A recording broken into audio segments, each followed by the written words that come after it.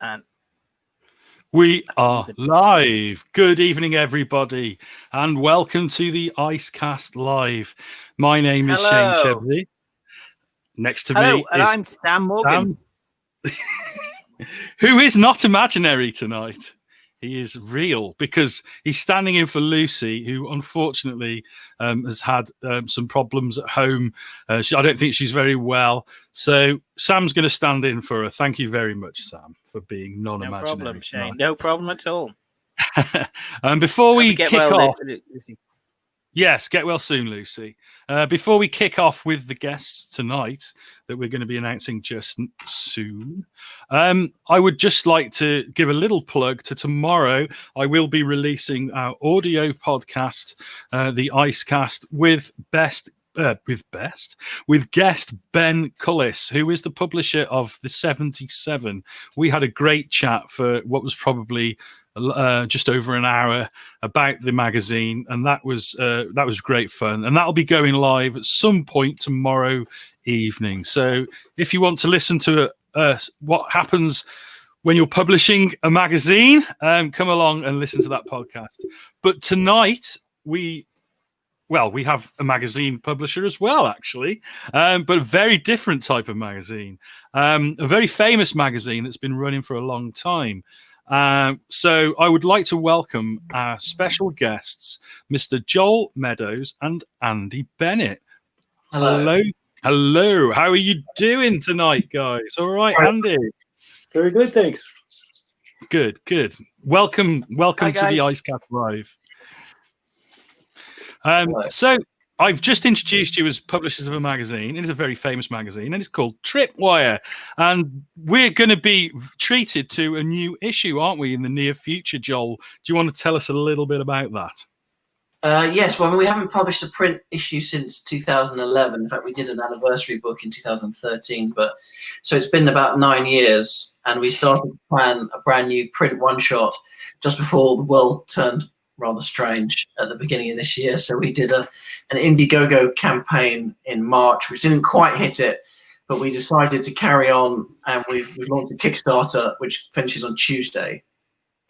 Cool. And Tripwire's quite a cool magazine. It's a bit different to other magazines that are about comics because it's very features based, isn't it?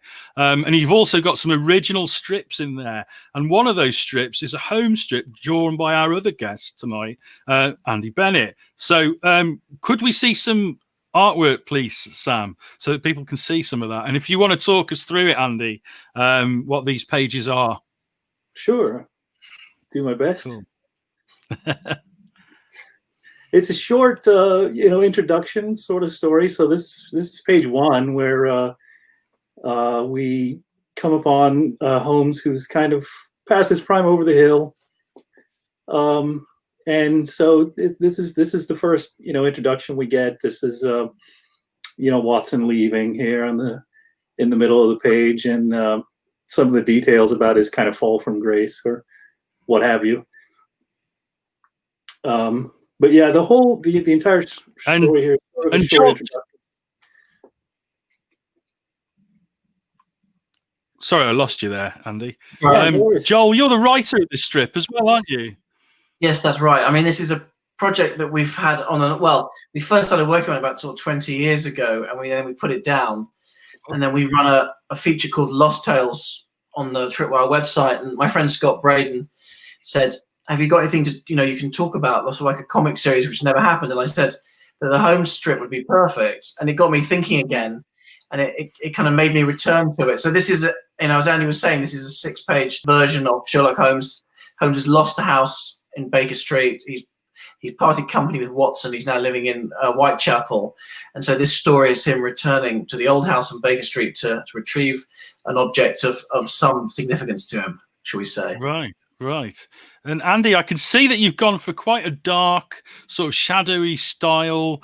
Was that your sort of own idea, or was that from direction from Joel? What was the thinking behind the visuals on this?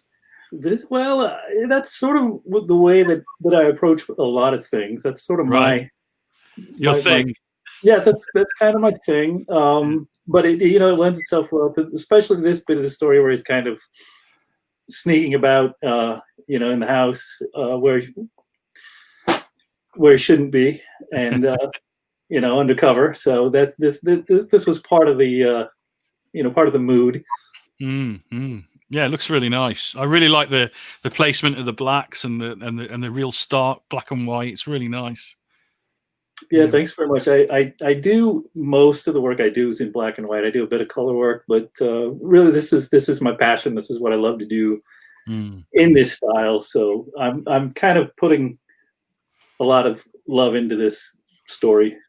Yeah, you can tell. There's it's really nice line work, and I really like how you've, shown the light on the hearth there on the fire. That's really nice. Really good panel design. I really like Very that. good. Thanks so much.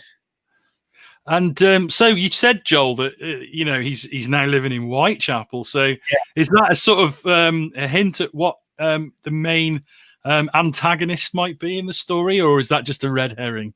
Oh, it's a complete red herring.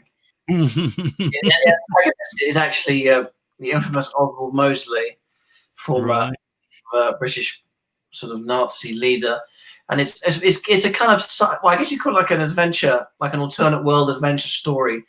Basically, Mosley comes to power, and he wants to create this army of super soldiers. He gets Watson to help him, and then Holmes is sort of drawn into that web. And so it's a very grand story, and it's been a lot of fun to revisit. This will hopefully lead into a longer story, but the 6 pages is sort of self-contained.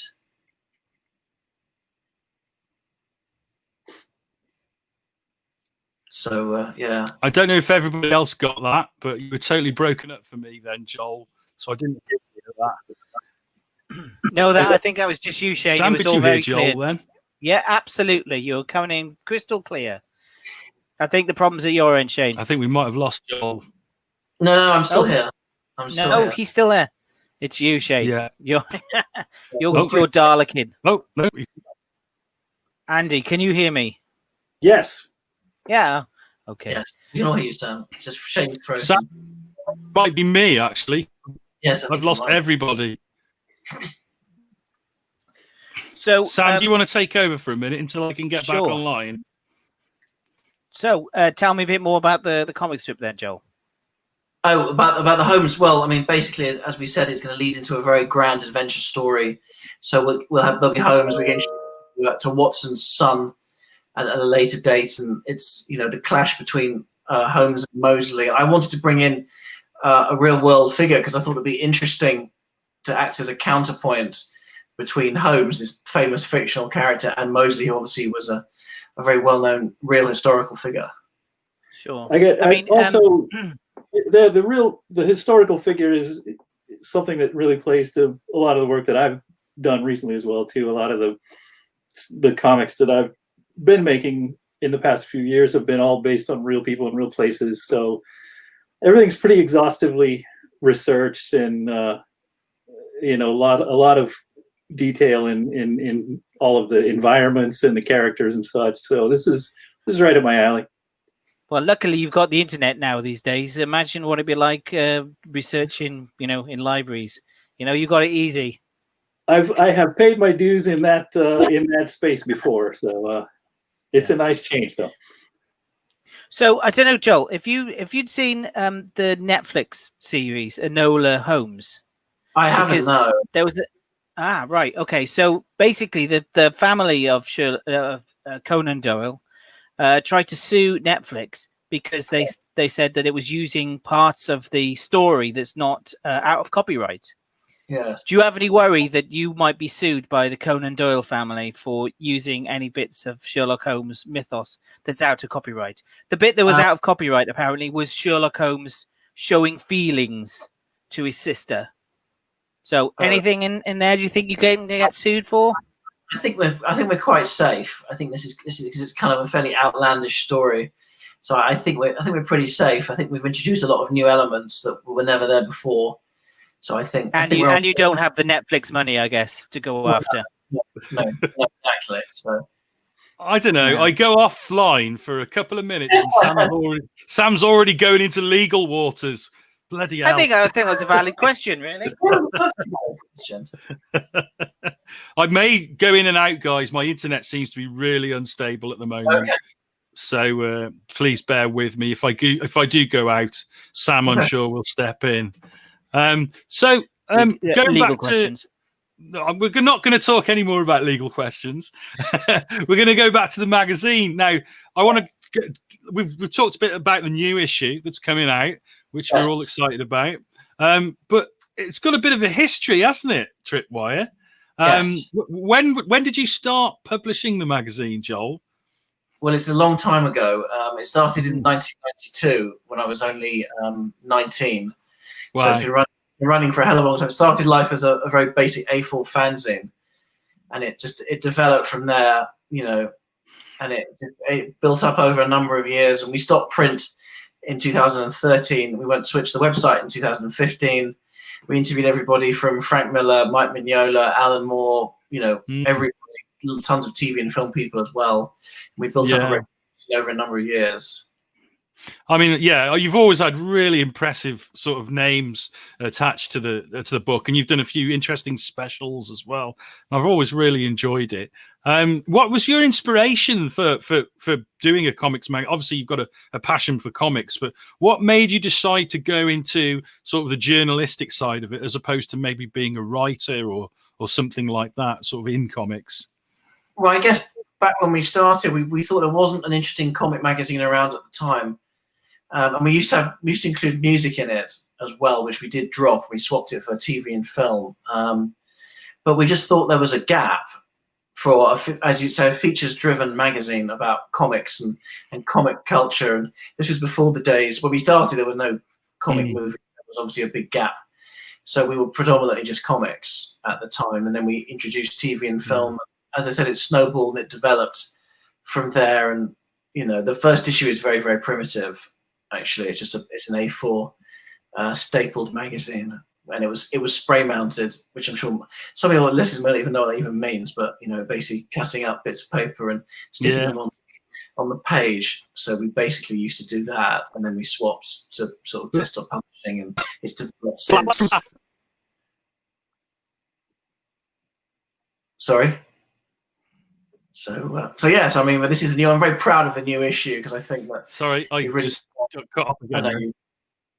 So we've got a lot of really nifty stuff. It's got 80 years of the Joker, 80 years of the Flash. We've got a really nice tribute to Darwin Cook, which is a big interview with his friend Jimmy Palmiotti, which is a really touching interview with him. We've got a piece which I haven't finished designing yet. Which is I'm really excited about reading. Yeah. Using the Wacom tablet, and we got we got a really good mix. This is about kind of company crossovers as well, because we tried to make it quite broad, and we tried to put a good mix of stuff in there. Yeah, that's a really dynamic cover of the Flash. Yeah, who's the artist on that again? Sorry. David Michael Beck. He's very talented. He's based in Cincinnati, in Ohio, and he's got a great sense of composition. And I just told him we wanted to do like a Flash anniversary cover, and he managed to include the three, main Flash characters, and it's a fantastic piece. And it just works. As you say, it's really dynamic. The composition is something else. And really nice. So we're very proud of this. We're very proud of this. It's been a really lot of work. Nice, really nice. And it's different as well.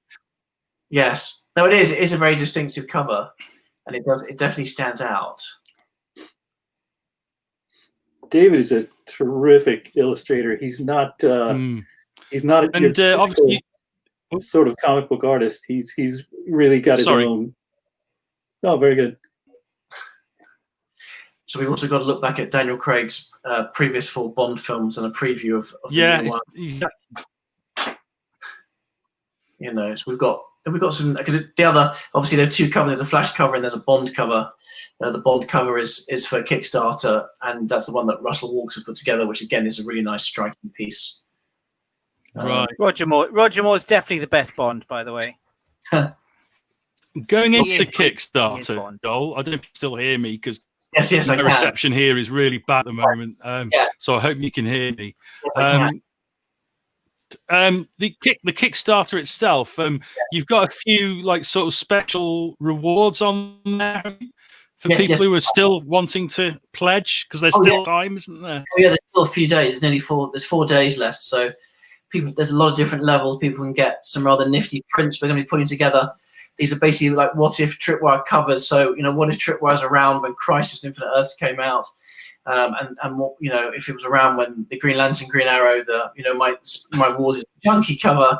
So it's going to be a lot of fun. So there'll be things like that. There's going to be some sort of Tripwire masks. There's going to be some art prints from people like Frank Miller and Sean Phillips and Declan Shalvey and also the classic studio book from 2008. That's in one of the levels of people pledge the classic Image comics, which also is a book which includes a load of amazing people in it. Like Steve Dillon and Frank Miller and everybody, kind of like a who's who. And so we're very pleased, with how it's going at the moment. Wow. So there's lots of really cool stuff on offer there. Yeah. And how much is it to just pledge to just get the magazine in print form? The magazine is just for the regular magazine. It's £10 plus postage, which is slightly more. Sam, can you just take over a minute? I've lost contact. So.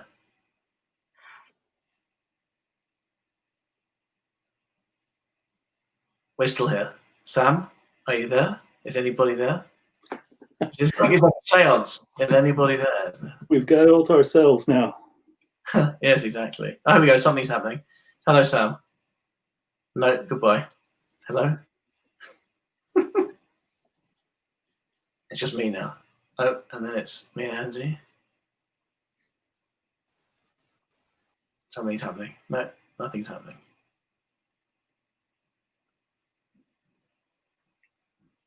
Sam, are you there? Are you there? I am here. Can you hear me? Oh, yeah. Yes. Yeah. Right. Here's the thing: when the screen doesn't work, don't keep clicking, because eventually it will work, and that was what happens. I come back and forth. So you were talking about the Kickstarter. Yes. Yes. So there's a lot of nifty things that people can get. Trying to bring up the Kickstarter. Okay. So you've got several tiers of rewards. Yes, exactly. What's the weirdest thing you've got as a reward in there? Well, I guess the prints of the the Tripwire issues that never were, which are kind of fun, because I saw that they did that for Once Upon a Time in Hollywood. So I thought it'd be fun to have. So these are mock covers, mock Tripwire covers for issues that never came out, which I thought would be fun. We haven't designed them yet, but as I said, they'll things like Crisis, like the death of Supergirl. So there'll be Tripwire covers from that, and the classic Green Lantern, Green Arrow, the Speedy cover. So we're doing a number of them, which I thought that would be fun, and people like that kind of thing because it's something which is really unique. Yeah. That sounds good. Sorry, guys. What artists have you got to do those? Well, I mean, they're going to be just reproductions with the Tripwire logo, but we have got prints as well. We've got some A3 prints from people like Declan Shalvey and Sean Phillips and Chris Weston, and we have a reproduction of our old Dark Knight Strikes Again cover done by Frank Miller, and so we have some really nice prints. Yeah, there's some great artwork on those old covers, man. Really good stuff. I wanted to ask Andy, actually, a little bit about your work outside of Tripwire. What sort of how you got into comics and how you began your career? Sure. Okay. Yeah. I actually, the very first piece of art I ever had published was, I think, in 1995 or 6. Wow. But it was a one-page story I wrote and drew myself, and I submitted to an anthology book called Negative Burn that was published by Caliber. Very well known. In Michigan, right. And so that was picked up and published in issue 29. And then I did another short for Negative Burn a couple of years after that. And I met Gary Reed, who was the publisher at Caliber. through that, and he picked me to kind of do a big vanity project that he'd been trying to get off the ground for a long time called Ghost Sonata, and that was a really crazy baptism to jump right into that thing. It was about 120 pages or something, and I'd never really done anything of that length before. And so I had no idea what I was in for. I just dove in and started drawing, and it was super rewarding though, and I look back on it fondly. From there, I had a really good relationship with Gary after that, so I worked on a couple issues of Saint Germain with Gary. Did some more stuff in Negative Burn. So I did a fair amount of work at Caliber before they kind of transitioned out of the publishing industry, and then went on to do several books at Moonstone Books in Chicago here. Right, I know Moonstone. Yeah, they did some great stuff. I collected all of their Phantom books. The Phantom books. I did one issue of the Phantom Generation. Right. And did a couple of graphic novels based on Vampire the Masquerade with them too. Yeah. And some Kolchak the Night Stalker stuff with them. So Cool. It's all kind of supernatural horror related stuff. That's that's your thing. That's how I've been pigeonholed. It's okay. I mean, they did some great stuff actually, Moonstone. Like, I loved their horror stuff. They actually did a Sherlock Holmes series as well, didn't they? I remember they did actually. Yeah, they did a Sherlock Holmes Kolchak the Night Stalker crossover series that I split with. Oh boy, I forget the guy's name that did the Sherlock Holmes business. I did the Kolchak half the story, and another artist did the Sherlock Holmes half of the story. That was 3 issues. That was a fun project. Oh yeah, I mean, I thought they were a very fun publisher. All that. Yeah, stuff a lot of that pulp, they did. a lot of pulp projects that they did. They still do a lot of illustrated prose as well. Yeah, they got more into that as time went on, didn't they? I remember there was an illustrated prose Phantom book that they brought out, and but a great publisher. Because I actually distributed them for a while. In the UK, because they didn't get much exposure over here. Which was a great shame, and people want that stuff, People want, all the horror and the pulp and some great zombie titles, and I can imagine you'd be really at home there with your style. Sure, yeah, very much so. But well, thanks for that, man. That's a real good insight. Really good insight. And so do you have any aspirations at the moment, sort of stuff that you're wanting to work on, or something, anything that's sort of in the wings? I don't know. I'm a little choosy about the projects that I take on, especially as far as making comics go, because it's just so time consuming, and the way that I work is rather laborious. So I don't just jump on everything that comes along. So you're on it, Joel. You're on it. Oh, that's good. Oh, well, hopefully we'll see more of your stuff in the future. I'd like, hopefully, here in the UK as well. Because like I say, a lot of the stuff, from the smaller publishers in the US, we just don't see it over here. So I'm trying to, part of what we're doing with the Icecast is to sort of shine a light on some of that stuff as well, because we just deserve, that some of that stuff really deserves a wider audience, I think. For sure. And for you, Joel, have you got any sort of plans for other comic strips to be appearing in Tripwire as it goes on? Well, actually, apart from the home strip, we've got a preview of Will Simpson's vampire story from Renegade running in the mag. We have a 1-page Roger Langridge. We have a preview of Ed Brubaker and Sean Phillips's Reckless graphic novel, which is coming out in December. Cool. What we're hoping is that if the Holmes thing gets a good reception, is that we will move on. And I admit I haven't written any more script for it, but the hope is to bring out the full graphic novel, which is going to be quite long at some point. But we wanted just to test the waters and run this short. And then, as I said, hope very good feedback. I mean, I sent it to my friend Mark Chiarello, who's worked for DC, and he was very impressed with it.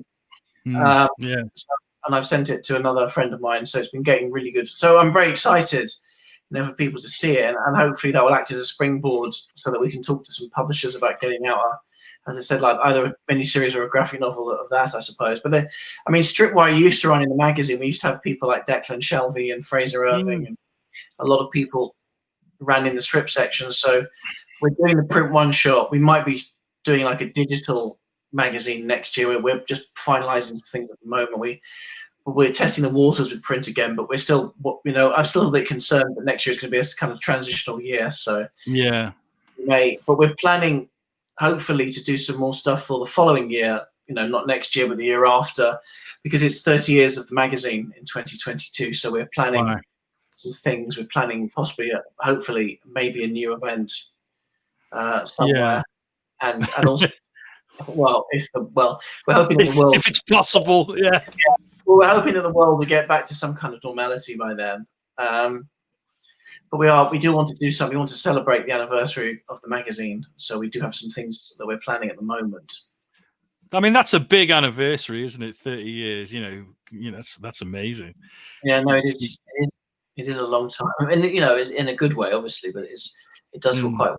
But I've had a chance to do a lot of amazing stuff. Yeah. Oh, we've got the Kickstarter on the screen now, so we can have a look at that. Yes. So it's been ticking over nicely. You're not far off there. You're not far off the target. No, really not. So we've been giving it another push today. I've been exactly fingers crossed. We've been doing some, putting some new page layouts up, and I've been doing a bit more work, a bit more layout today. And no, I'm very proud of it. I mean, that's Russell Walks' James Bond cover, which is magnificent. He's written like a photo, James Bond photo essay where he's created sort of like 9 or 10 of the James Bond classic, the classic books as if they were albums, and they really a phenomenal job. So that'll be running in the magazine as well. But it's a really nice, striking cover. So yeah, it's a really nice design, that actually. There'll probably be prints of that available.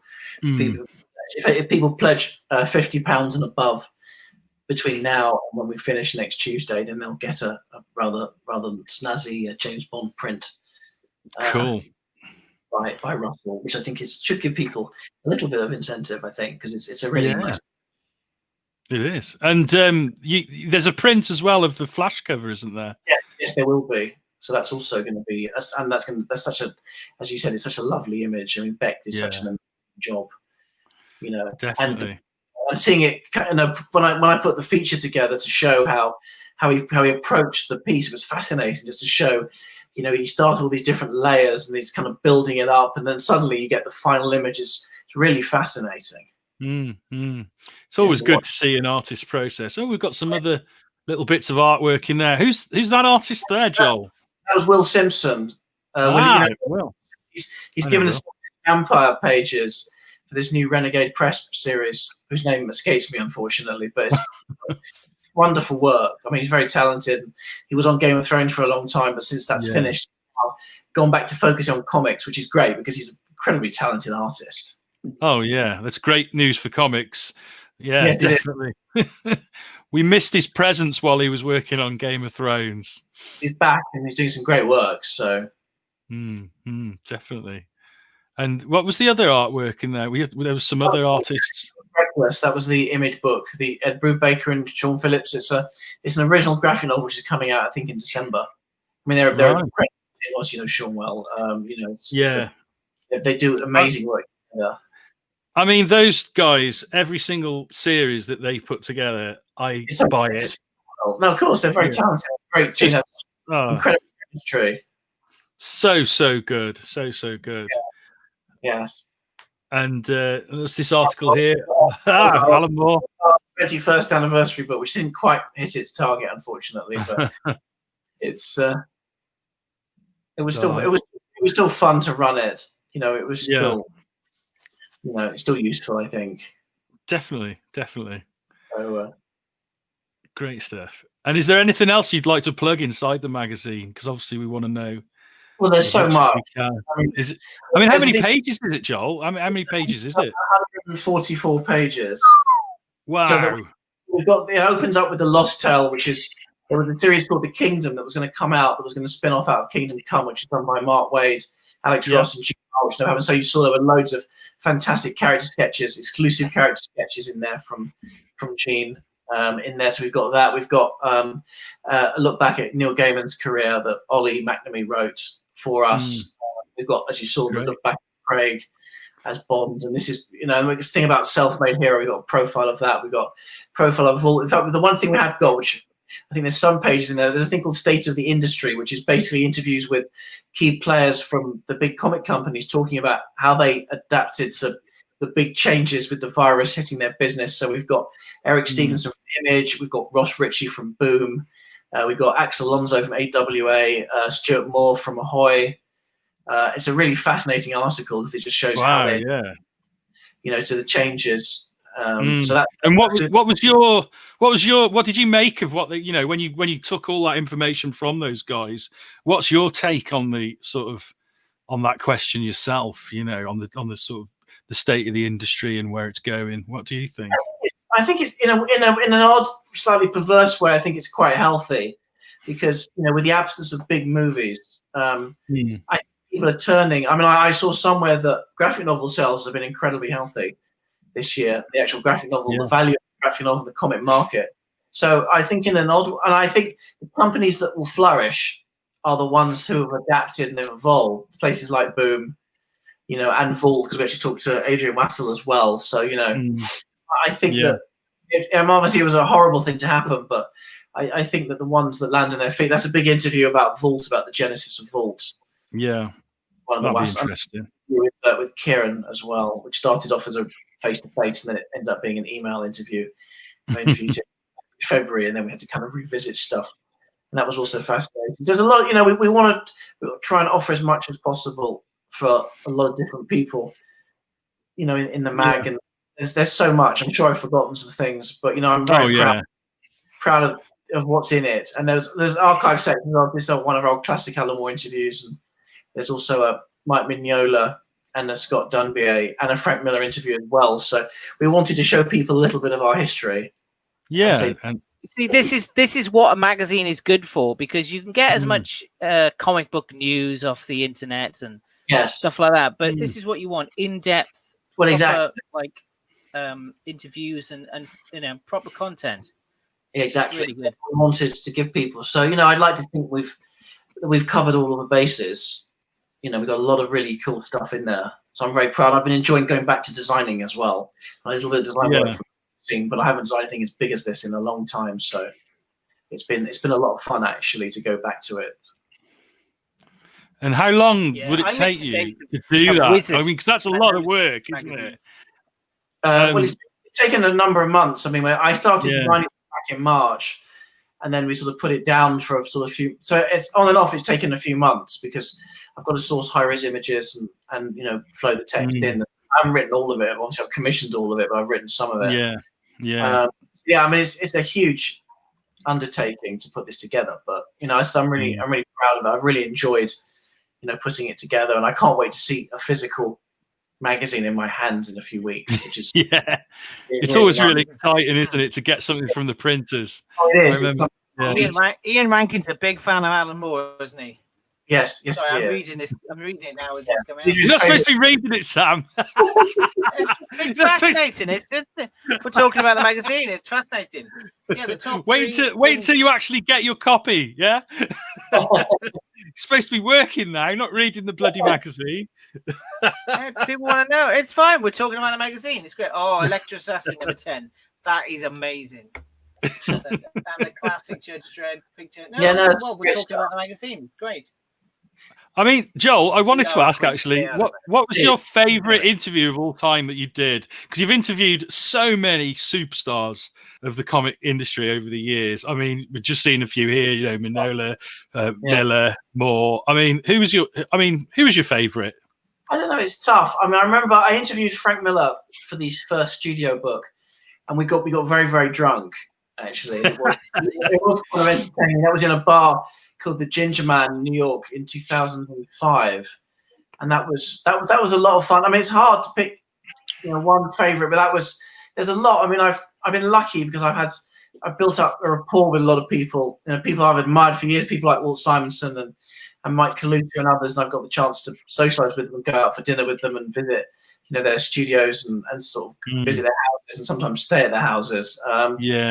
No, I So is that good interviewing technique to get someone drunk? Did you get any juicy goss that you couldn't? we both got drunk. But so he might have done, but you can't remember. Well, no, I did record it, so I'm fairly sure Yeah. it's on the tape somewhere. So I would say that it should be approached with a little bit of caution, probably. But sometimes it works. It depends on the interviewee. Drunk. Yes, exactly. Yeah, some people it'll work. Some people it's not a good idea. No, especially if they're inclined to get violent when they're drunk or something. Yes. You find out I the imagine a hard drunk way. You know? Frank Miller might be a bit scary. It wasn't too bad actually. Then it was all right. Actually, it was actually quite. Well, maybe I haven't seen him in a number of years, so he was. I mean, drunk artists can be a bit dangerous. I don't know about you, Andy. Are you a bit of a nightmare when you're drunk? I'm a friendly drunk. Fair enough. That's A kind. happy drunk. It's always the best. A happy drunk. That's the best, isn't it? Yes. Yeah, I think most people in comics are, to be honest. There's just one or two exceptions. We mostly know who they are. Yeah. So the less said about that, the better. Sam? I remember you getting drunk on a few occasions, leading us all over London that time we went to that convention, and you led us into this dodgy bar with George crosses on the wall, and I didn't think we were going to get out of there alive, honestly. Someone said, "Where's the pub?" And I went, "Oh, we passed one. I'll show you where it is." And then suddenly that became the pub that Sam recommended. It was just a pub that I saw. We walked in there, and there was like St. George's crosses on there, and it was like the slaughtered lamb as we walked in. It was like, okay, and everyone blamed me. I just spotted it. It wasn't my fault. Yeah, you're always going to get the blame for that one, Sam, I'm afraid. You cats in the 1980s and 90s, we had some adventures there, especially. Yes, with, I remember some of the UK.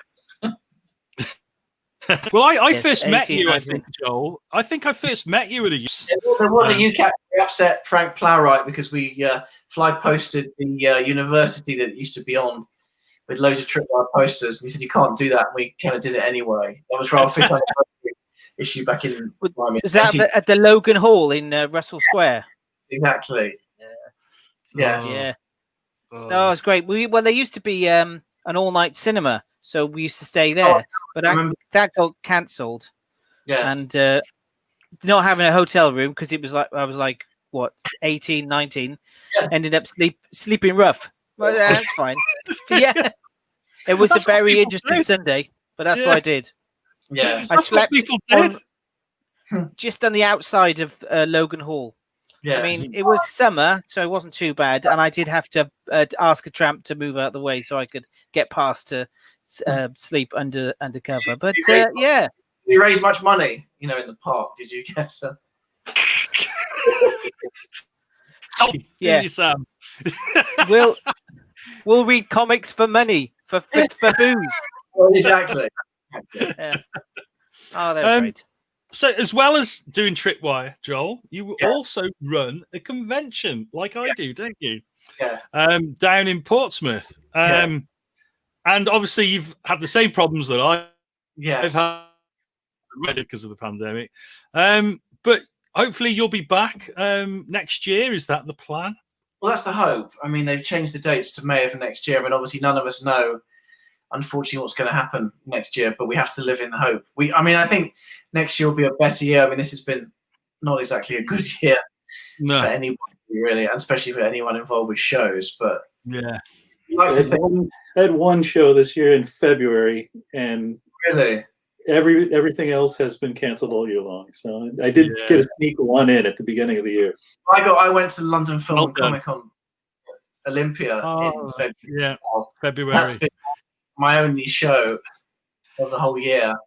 But you've got to think that 2021 is going to be a little bit better. It has to be. It has to be. It's got to be. It's been such a good year this year, and we have to get through what could be a slightly scary winter, but hopefully 2021 will be better. So in theory, I mean, I need to speak to Andy Grace at Portsmouth probably in January or February to find out what's happening, and then we'll have a better idea. But we certainly hope but it'll be back, obviously. Good. Well, I hope so too, mate. I really do. And, hopefully we'll all be back. Are you a fan of conventions, Andy? Do you go to many over there? I do maybe 6 a year. Mm.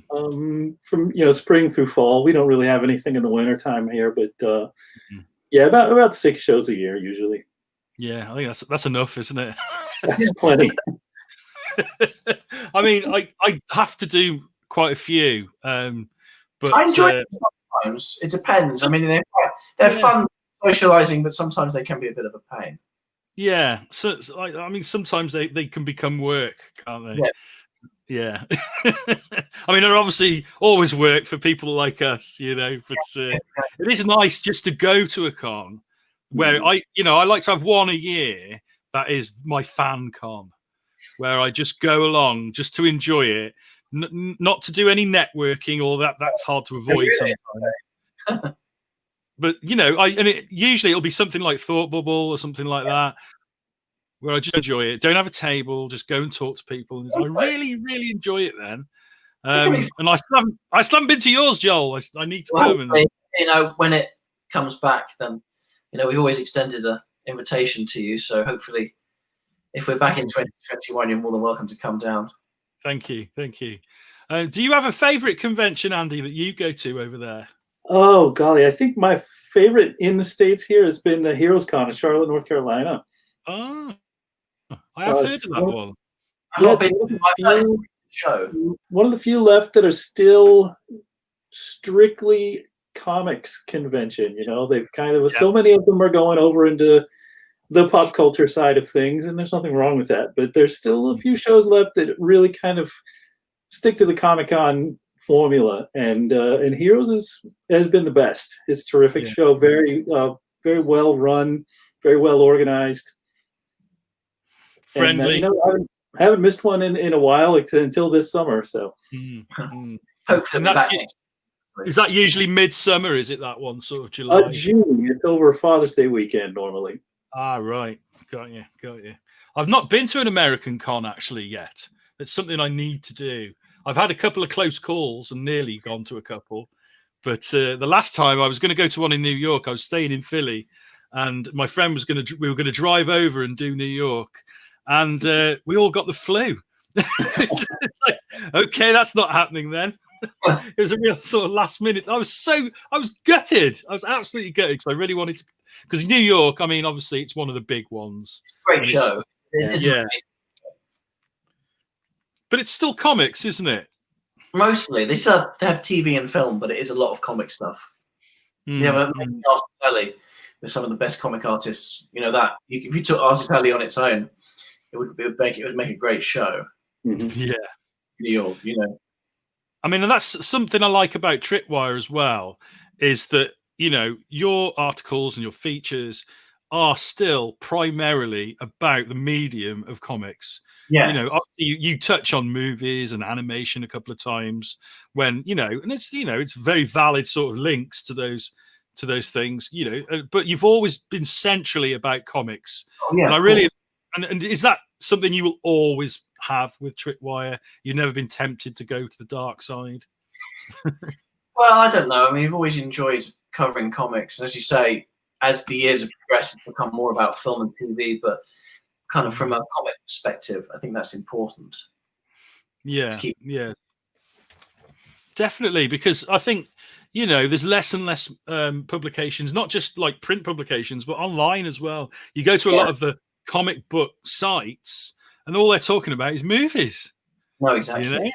And there's so much coverage about movies. I mean, everywhere you go, it's just being thrown down. I love movies. Don't get me wrong. Absolutely, I adore movies. But we don't need any more coverage. There's enough, but we haven't got enough comics coverage. I don't think. Not good, professional, journalism about comics. I think we do need more of that. And I'm really happy to see that. Tripwire is still, flying that flag. We're hoping that we'll be able to come back, as I said, in print, or if not in print for next year, then at least a digital publication in the short term as like a stopgap, and then come back to print again for the 30th anniversary. We have been talking we've been talking to a couple of people, to a couple of big publishers about. So this is sort of, as I said, dipping our toe back in the water. We wanted to make sure, as impressive a print package as we could put together, and I'm very, very pleased with it. We've got some really cool stuff in there. I'm very proud of it. So 30 years of Tripwire. So what do you imagine comics will be like in 30 years from now? Wow, that's a hard question. I've no idea. Well, we will be living on sort of space bases. We'll be on the moon. We'll be on the moon then, apparently. Now they've found water on the moon. People still need comics on the moon. Yeah, that's true. Can you see the art form of sequential art lasting? I mean, it's lasted for a good 100 years, so it will last. I think it's just the delivery method that's changing. It's still comics, even if it's digital or print. It's still about comics, and I think in years to come there'll still be comics, because as you said, it's been around a long time. And the weird thing is that with what's been happening, this year it's bizarrely had like a shot in the arm, which is really encouraging. It's what everyone needs. Yeah. Well, exactly, yes. So it'll still be around. Comics will still be with us. Yeah, I agree. We've had a comment here from James Gray. What's he said? It better do, otherwise I'm unemployed. Shame we did that at the same time. We did. I pressed the comment when Sam pressed it, but there we go again. I'll press it again. See, too many cooks. Yeah. Too many cooks. I should just trust you, Sam, to do the job, shouldn't I? And I'll do it. Yeah. So James Gray, I know that name. Where do I know that name from? That's somebody isn't it, Joel? Possibly. The name is familiar, actually. Yeah. Who are you, James? How do we know your name? Put it in the comments. We want to know who you are. Because it's a familiar he looks like name. some sort of dog, I guess. Yeah, he's a very talented dog. He can write, he can type. I mean, why is he if you can have very Avatar, mysterious. have it of yourself. I don't understand. Have a dog.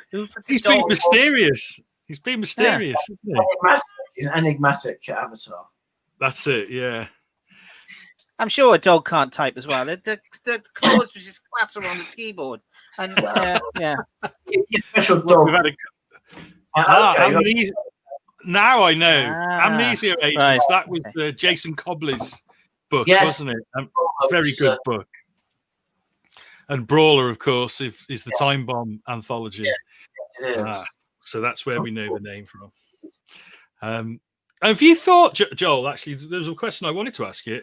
Obviously, you've dabbled a little bit with comics here, with in Tripwire, with Andy's strip and a few other little bits and bobs. Have you thought about doing an anthology of your own, sort of compiling your favorite, or maybe writing an anthology and getting different artists? I mean, it's just an idea. Yeah. Well, actually, it's something. Well, it's possible. We did think about it. It didn't come to anything. So I guess we'll see what happens with the print magazine, and over the next year. I wouldn't rule it out. I mean, we don't have any plans, so I'm not kind of revealing anything here. But No. But in theory, then yes, very, very possibly. And Andy, have you got any ambitions to come over to see us in the UK at some time in the future? I would love to sometime in the future. I'm not much of a traveler, but it's someplace that myself and my wife have always wanted to visit anyway. So well, welcome. So hopefully, if we make progress with Holmes, there'd be an excuse, for Andy and your other half to come over. That would be great to come over. Shoot some reference photos and whatnot. Yes. Oh, yes, exactly. That's it. Yeah, it'd be great. It'd be great if you could make it over, mate. It'd be really good to meet you in person, as it were. Certainly would. I'm sure Joel would let you stay in his flat. Oh, I'm sure we can find some place. Very good. You're still in London, aren't you, Joel? Yeah. Yeah. No, I'm in London. Yeah, I haven't been to London for a long time. Actually, I need to visit again. Obviously, it's not an option at the moment. I would love to. Sometime next year, you'll be able to come down. So. Yeah. And obviously, I'd love to go to Thought Bubble and all those other places as well. but we'll see how they get on. And have you partaken in any of the digital events that have gone on? So I think I know Lickaf did some digital stuff. Thought Bubble, I think, have got some digital plans. Are you into that? Have you enjoyed those, or have you found it not for you? I've checked out a few, and I obviously they have to keep it going, and it's great that they are continuing. But I have to be honest, I haven't found them quite as engaging as a regular show, because the thing about the regular show, it's all about the socializing and kind of going around the hall. And as I said, I completely understand why they've done it, and good on them for doing it. But I have to be honest, for me, it's not really done much for me. It's hard, isn't it? This is the more thing you want to do. Socialize like this, yeah. Well, this is why we chose to have a chat. Yeah, it's the chat. Yeah, it's the chat. This is about as social as you can get, isn't it? This is fine, but the virtual con thing it hasn't quite done it for me, I'm afraid. Yeah, it's quite hard to do like a workshop or a panel. I think virtually sometimes, I mean, you can do it. Yes, I mean that's why I think the regular shows will be back at some point, because you can't replace the feeling of actually going around a venue and talking to people and catching up with people. It's not the Absolutely. same. So that's why I believe that our shows will be back at some point. Oh, inevitable, mate. People are crying out, I think, for it. And I think that when the first shows come back, they're going to be huge, because people. Do you think so, or do you think people are going to be cautious because obviously some people will be a little bit cautious? I don't know. That's a good question, but it depends on how confident people are. If the health situation improves, which, touch wood, I mean, I'd like to think that there's talk of the vaccine after Christmas, so hopefully things are going to start to. I mean, I would say that I think the second half of next year we're going to start to see. I think Thought Bubble could come back, and we should hopefully get the Lakes, and hopefully be New York again in October. So I think the second half of next year, there will be things happening. That's what I believe anyway. Well, I certainly hope so, mate, because I've got 2 events scheduled to run. So I really hope you're right there. I think, as I said, I think next year's got to be a little better. Yeah, definitely. Okay, well, we're sort of approaching the end of the show now, but I just always want to ask you guys, any guys on here, if you have anything else that you'd like to plug before we go, or if there's any shout outs you'd like to make. Well, I've got nothing to plug, but I mean, I would like to thank the people who have contributed to the magazine and also to the website. Ollie McNamee, who works on comiccon.com. He's Ollie. He's one of ours. Never heard of him. I know. So he's a good guy. Is that loud Scouser, isn't it? Yeah. Well, he's not Scouser. I guess he's from up that neck of the woods, but. And obviously Leonard is a good guy as well. He's done a lot of work for us on the website, and we couldn't have done the awards. We did the awards back in the summer, and Leonard was amazing for that. So I'd like to say that, that the magazine and the website would be a lot less without all the people who contribute to it. So I'm very grateful. People put a lot of time and effort in, and they're very, very generous. And, that's the good thing about comics, is there are people who they're very generous, with their time and their effort. And, they don't always get the kudos they deserve. And I'd like to, say that. No, that's good. Yeah. And Ollie, because they're good guys. They love comics. They're passionate, and they do a lot of, really good things for the industry. Yeah. And of course, you're wonderful artists. That goes out saying. Obviously, Andrew doing some great work, and I'm excited to see the other pages when they come in and to see it in print. No, it's been a very weird year, but there are some high points. The magazine is obviously definitely one of them. So. And Andy, have you got any shout outs or anything you'd like to plug? Oh yeah, hey, I just want to thank Joel for his patience for my pushing deadlines like I do. And I'm actually right now, as soon as I finish these pages up, I'm going to be putting together an art book that'll be going up for sale later on before Christmas. So be on the lookout for that. That'll be shared out through Facebook and Instagram and all my social accounts. So I will have news when it's available. Brilliant. We'll certainly give it a plug, and we'll put it on our social media. Great. Brilliant. Okay, guys. Well, we'll say good night, and we'll say thank you so much for your time tonight, for joining us on the iCast Live. Shane, it's been an Cheers, absolute pleasure. Andy. Cheers, Joel. Yeah, and cheers. I'm really sorry about the internet shenanigans earlier on. These things happen. I hope it didn't To be cause fair, too many I think it was problems. just you, Shane. Everyone It else, we were was. just having a lovely. We're having a Yeah. lovely chat. You were just Dalek-ing, and it's fine. I hope to see you in the flesh sometime in the new Yeah. year. Yeah, look forward to it. Look forward to it. And great to meet you too, Andy. And thanks so much for your time tonight. Likewise. Thank you very much. All the best, guys. Take care. Take care. Cheers. Cheers. Bye-bye. Take care. Nice to meet you.